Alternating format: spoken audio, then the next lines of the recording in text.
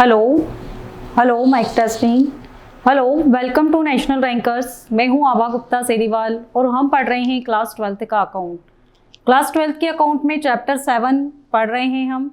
Chapter 7 में अंशों के निर्गमन से संबंधित काफ़ी सारी थ्योरी मैंने इसके पहले आपको बताई है। उसमें बताया था मैंने आपको अवशिष्ट याचना के बारे में। अवशिष्ट याचना क्या होती है? जब कंपनी द्वारा मांगी गई राशि का भुगतान किसी अंशधारी के द्वारा नहीं किया जाता है तो उसे अवशिष्ट याचना कहा जाता है। कंपनी क्या करती है? ऐसी अवशिष्ट याचना की राशि जब तक कंपनी को प्राप्त नहीं होती है उस टाइम अवधि का कंपनी उस अंशधारी से ब्याज भी लेती है। तो आज हम उसी के संबंध में पढ़ेंगे। कंपनी को अदत्त याचना पर याचना की देय तिथि से वास्तविक भुगतान की तिथि तक की अवधि का अंतर नियमों में वर्णित ब्याज चार्ज करने का अधिकार है।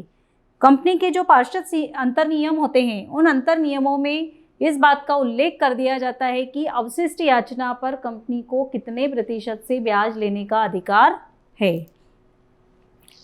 परंतु यदि अंतर नियमों में वर्णित नहीं है तो कंपनी अधिनियम 2013 की शेड्यूल 1 की टेबल F लागू हो जाएगी, जिसके अनुसार अधिकतम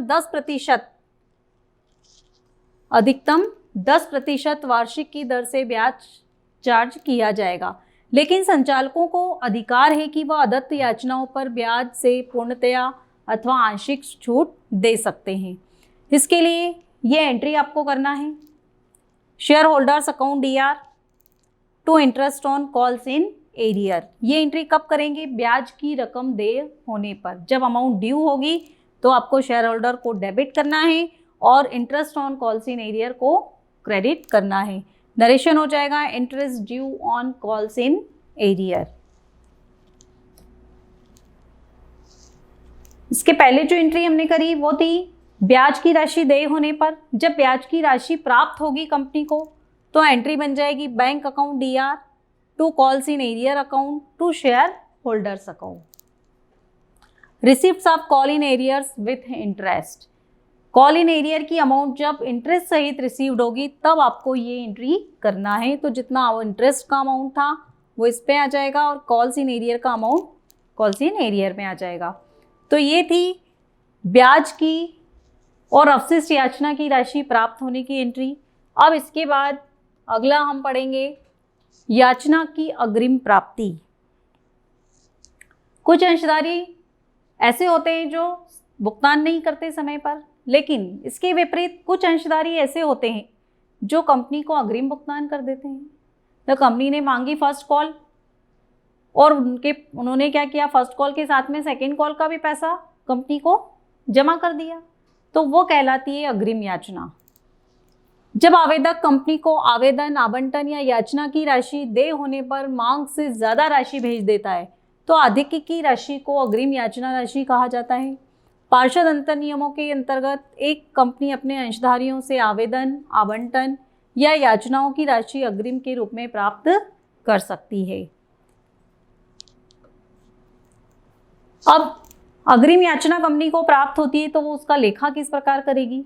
जिस तरह से अवशिष्ट याचना का किया जाता है लेखा, उसी तरह से अग्रिम याचना का भी लेखा किया जाता है।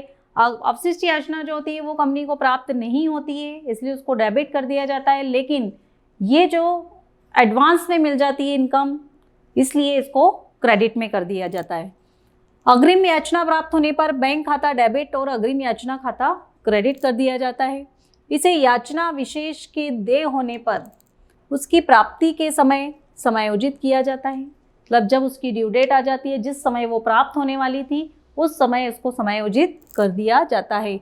उस समय अग्रिम याचना खाता डेबिट हो जाता है और संबंधित याचना खाता को जमा कर दिया जाता है। जैसे फर्स्ट कॉल की अमाउंट जो है अलॉटमेंट के समय मिल गई, तो जब अलॉटमेंट की एंट्री करेंगे तो उस वक्त हम एंट्री कर देंगे bank account DR to share allotment account और to call in advance account. But जब फर्स्ट कॉल आएगी तो ये कॉल इन एडवांस क्या होगी? डेबिट हो जाएगी। एंट्री बन जाएगी हमारी call in advance account DR to share first call account. जब तक संबंधित याचना में इसका समायोजन नहीं हो जाता तब तक इसे चिट्ठे में समता एवं दायित्व की ओर दर्शाया जाता है। मतलब इक्विटीज एंड लायबिलिटीज वाला जो हेडिंग होता है उसमें इसको शो किया जाता है। तो ये है अग्रिम याचना जो कंपनी को एडवांस में प्राप्त हो जाती है राशि, जब कंपनी द्वारा मांगी नहीं जाती राशि और कंपनी को फिर भी वो एडवांस में मिल जाती है तो वो अग्रिम याचना कहलाती है। अग्रिम याचना कंपनी को जब प्राप्त होती है तो वो उसे क्रेडिट करता है और जब इसकी डेट आती है तो कंपनी के द्वारा इसको डेबिट कर दिया जाता है। जिस तरह से कंपनी अवशिष्ट याचना पर ब्याज लेती है, उसी तरह से जब उसे अग्रिम याचना प्राप्त होती है तो उसे उसके अंतर नियमों की जो भी व्यवस्था है उसके अनुसार एक निश्चित प्रतिशत से उसको ब्याज देना होता है। तो देखिए इसके संबंध में क्या प्रावधान है कंपनी अधिनियम के। अग्रिम याचना की प्राप्ति पर कंपनी अधिनियम 2013 की तालिका F के अनुसार याचना की प्राप्ति की तिथि से देय तिथि तक 12% अधिकतम वार्षिक की दर से ब्याज दिया जाता है। मतलब कंपनी कितना ब्याज देगी उस पर, अगर कोई राशि उसको अग्रिम प्राप्त हो गई है तो कंपनी उस पर उसको 12% वार्षिक की दर से ब्याज देगी। अग्रिम याचना राशि पर ब्याज लाभ पर प्रभार होता है, अर्थात लाभ हो ना हो इसका भुगतान करना जरूरी होता है। अब देखिए आप इसके संबंध में कौन सी जनरल प्रविष्टि की जाती है। अग्रिम याचना की राशि प्राप्त होने पर bank account DR to call in advance account, और फिर इसकी राशि प्राप्य होने पर call account DR to share capital account. इसके बाद रोकड़ के अतिरिक्त अन्य प्रतिफल के बदले अंशों का निर्गमन। कंपनी रोकड़ के अतिरिक्त भी अन्य प्रतिफल के बदले अंशों का निर्गमन कर सकती है। जैसे कोई संपत्ति उसने खरीदी तो उसके बदले में वो नगद रुपया न देकर बदले में अपनी कंपनी के अंश पत्र, अपनी कंपनी के शेयर उसको दे सकती है। तो ये जो शेयर कंपनी देती है ये सममूल्य पर भी दे सकती है, प्रीमियम पर भी दे सकती है। कंपनी अधिनियम के तहत कंपनी रोकड़ के अतिरिक्त अन्य प्रतिफल के बदले में अंशों का निर्गमन कर सकती है। इस प्रकार का निर्गमन सम मूल्य पर या प्रीमियम मूल्य पर किया जाता है। यदि रोकड़ के अतिरिक्त अन्य प्रतिफल के बदले में अंशों का निर्गमन किया जाता है तो इसका मतलब ये है कि इसका चिट्ठे में उल्लेख करना जरूरी है कि कितने अंशों का निर्गमन रोकड़ के अतिरिक्त अन्य प्रतिफल के लिए किया गया और कितने अंशों का निर्गमन रोकड़ के लिए किया गया है। इसके संबंध में निम्न दशाओं में रोकड़ के अतिरिक्त अन्य प्रतिफल के लिए अंशों का निर्गमन किया जाता है। वो कौन सी दशाएं हैं वो हम देख लेते हैं। संपत्तियों को क्रय करने पर विक्रेताओं को प्रतिफल में अंश देना। कोई भी संपत्ति खरीदी, मान लीजिए कि फर्नीचर खरीदा या कोई मशीन खरीदी और नगद भुगतान न करके बदले में कंपनी के अंश उसको दे दिए गए। व्यवसाय क्रय करने के उपलक्ष्य में अंश देना।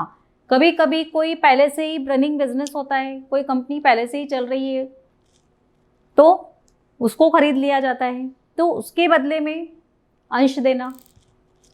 कंपनी की प्रवर्तकों, इंजीनियरों एवं तकनीकियों को उनके दी गई सेवाओं के उपलक्ष्य में, जब भी कोई कंपनी के प्रमोटर्स होते हैं, प्रवर्तक होते हैं, इंजीनियर्स होते हैं या कोई टेक्नीशियंस होते हैं जो कंपनी के लिए अपनी सेवाएं देते हैं तो कंपनी उनको उनकी सेवाओं के बदले में नगद रुपए न देकर, रोकड़ न देकर अंश भी दे सकती है। तो ये 3 कारण हैं जब रोकड़ के बदले अन्य प्रतिफल में अंशों को दिया जाता है। इसके लिए पहली entry assets account DR to vendor for assets purchased. जिस भी असेट्स को खरीदा गया है वो असेट्स डेबिट हो जाएगी। सपोज बिल्डिंग खरीदी गई है तो building account DR to vendor. Vendor का भी अगर कोई नाम आपको क्वेश्चन में दिया गया है तो वेंडर की जगह उसका नाम आ जाएगा। जैसे मान लीजिए कि एक बिल्डिंग जो है भवानी ट्रेडर्स से खरीदी तो एंट्री हो जाएगी building account DR to Bhavani traders. यहाँ पर भवानी ट्रेडर्स कौन हो जाएगा? वेंडर हो जाएगा और नरेशन लिख देंगे बीइंग बिल्डिंग परचेज्ड। ये तो एंट्री हो गई। कब? जब कोई व्यापार खरीदने पर उसके प्रतिफल स्वरूप अंशों का निर्गमन किया।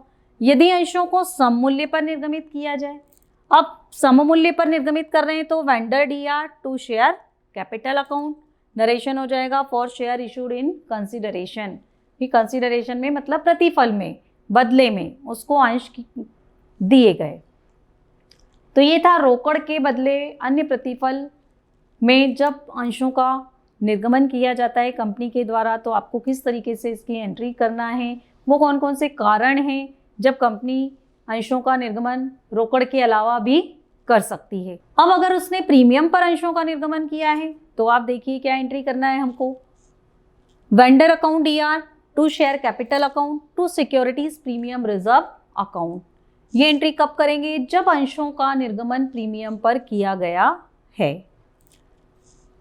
नरेशन हो जाएगा for share issued in consideration at a premium, मतलब कंसिडरेशन में प्रीमियम पर अंशों का निर्गमन किया गया।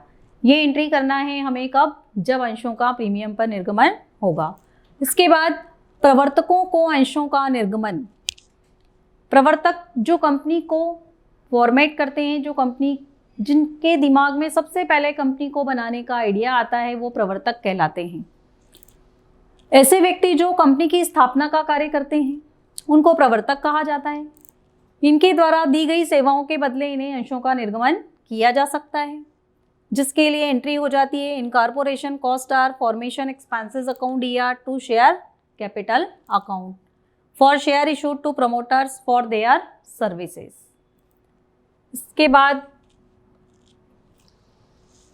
ख्याति खाते को डेबिट इसलिए करते हैं क्योंकि इन्हीं के अथक परिश्रम के कारण कंपनी का निर्माण होता है। जो प्रमोटर्स होते हैं वो क्या करते हैं? काफ़ी मेहनत करते हैं बिजनेस के लिए, तो इसमें जो उनको शेयर हैं वो सममूल्य पर भी निर्गमित किए जा सकते हैं और प्रीमियम पर भी निर्गमित किए जा सकते हैं।